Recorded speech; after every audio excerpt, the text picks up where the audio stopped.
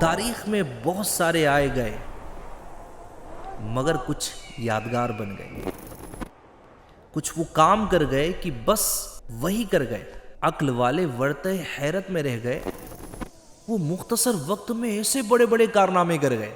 میں ان شخصیات کی بات کر رہا ہوں جن کی ساری زندگی علم و حکمت کا چراغ رہی، جس نے کئی صدیوں کو اجالا کر دیا۔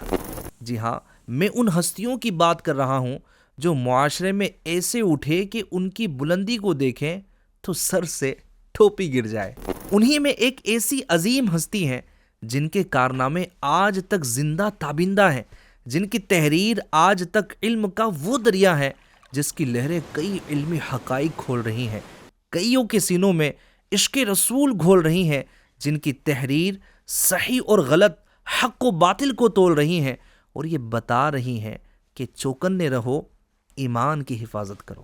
آج سے سینکڑوں سالوں پہلے ہندوستان کے کثیر الآبادی صوبے اتر پردیش کے ایک شہر بریلی کے ایک محلے سوداگران میں 10 شوال المکرم مطابق 14 جون 1856 عیسوی ہفتے کے دن ٹھیک ظہر کے وقت ایک ایسے ننھے منھے پیارے سے بچے کی ولادت ہوتی ہے جو دیکھتے ہی دیکھتے اپنے وقت کا سب سے بڑا عالم ہو جاتا ہے۔ گھر میں مبارکبادیاں دی جا رہی ہیں اور خوشیاں جھوم رہی ہیں۔ یہ بچہ بہت ہی ذہین اور بہت ہی زیادہ باصلاحیت ہوتا ہے۔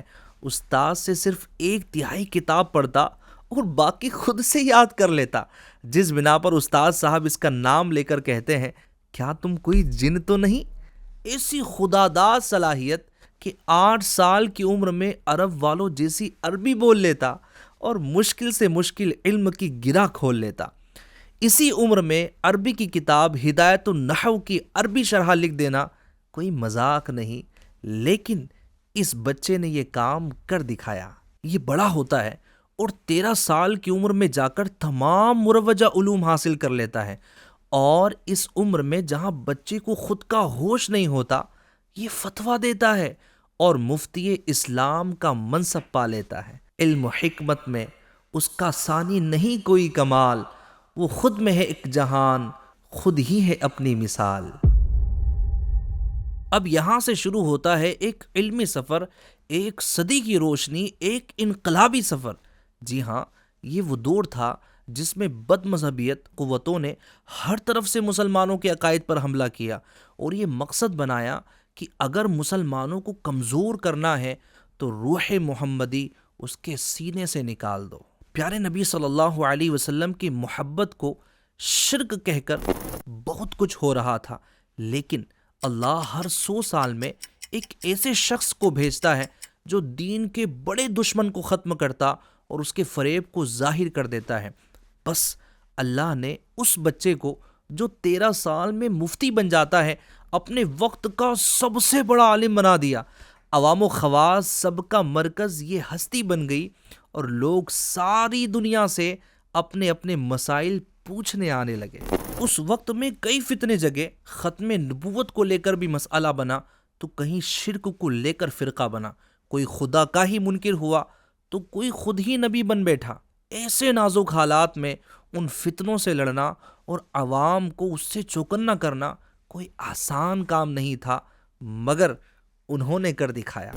ناظرین، میری باتوں سے آپ سمجھ گئے ہوں گے کہ میں کس کی بات کر رہا ہوں، کیونکہ جو اوصاف ذکر کیے گئے ہیں یہ خود ہی چیخ چیخ کر یہ بتا رہے ہیں کہ کوئی اور نہیں بلکہ میرے آقا اعلی حضرت امام اہل سنت، ولی نعمت، عظیم البرکت، عظیم المرتبت، پروانہ شمع رسالت، مجدد دین و ملت، حامی سنت، ماحی بدعت، عالم شریعت، پیر طریقت، باعث خیر و برکت، حضرت علامہ مولانا الحاج الحافظ القاری شاہ امام احمد رضا خان رحمۃ اللہ تعالی علیہ رضا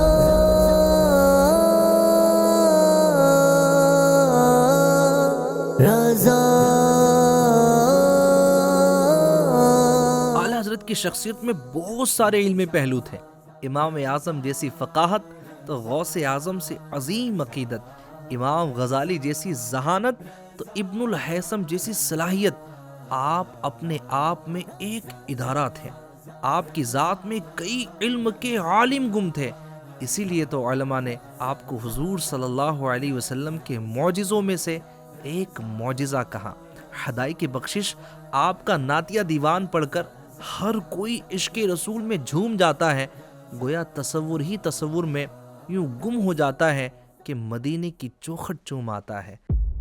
تو شمع رسالت ہے، عالم تیرا پروانہ، تو ماہ نبوت ہے، اے جلوائے جانانا، اے جلوائے جانانا، عالم تیرا پروانہ۔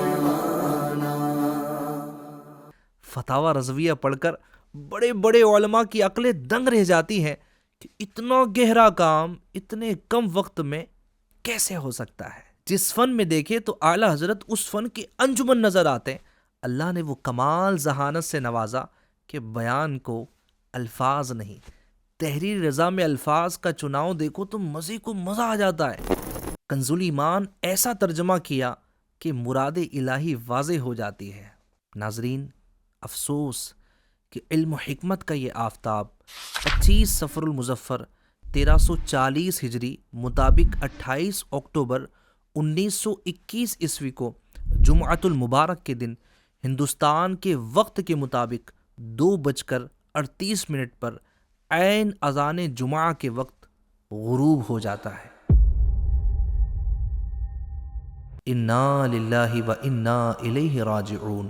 آپ رحمۃ اللہ تعالی علیہ کا مزار پر انوار مدینۃ المرشد بریلی شریف میں آج بھی زیارت گاہ خاص و عام ہے۔ تم کیا گئے کہ رونق محفل چلی گئی، شعر و ادب کی زلف پریشاں ہے آج بھی۔